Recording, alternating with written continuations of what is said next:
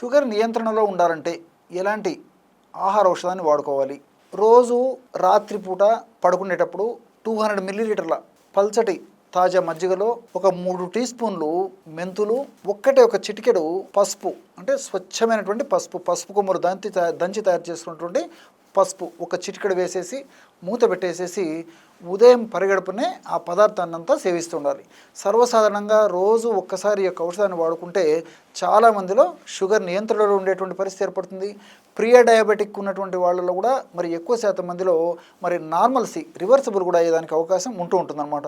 మరీ షుగర్ ఎక్కువగా ఉన్నటువంటి వాళ్ళైతే రోజు 2 సార్లు ఈ యొక్క పద్ధతిలో ఔషధాన్ని వాడుకోవాలి. అంటే మరి రాత్రిపూట నేను చెప్పినటువంటి పద్ధతిలో తయారు చేసుకుని ఉదయం పూట తాగాలి. అదేవిధంగా మధ్యాహ్నం పూట కూడా ఒక 200 మిల్లీలీటర్ల తాజా పల్చటి మజ్జిగలో 3 టీ స్పూన్లు మెంతులు, ఒక్క చిటికెడు పసుపు కలిపేసేసి రాత్రి వరకు అలాగే ఉంచేసేసి రాత్రిపూట ఆ పదార్థాన్ని అంతా కలిపేసి మళ్ళీ సేవిస్తుండాలి. ఈ విధంగా వ్యాధి యొక్క తీవ్రతను బట్టి, ఇతర ఉపద్రవాలను అనుసరించి, వయస్సును అనుసరించి, వ్యాధి యొక్క ఉధృతను అనుసరించి, ఇతర అనుబంధ లక్షణాలను అనుసరించి ఈ షుగర్ వ్యాధికి మెంతులను పసుపును ఈ పద్ధతిలో వాడుకోవడం వల్ల చాలా సమర్థవంతమైనటువంటి ఫలితాలు కలుగుతాయి. అన్నీ మనకు సైడ్ బెనిఫిట్స్ ఉంటాయి, ఎలాంటి సైడ్ ఎఫెక్ట్స్ కూడా ఉండవు.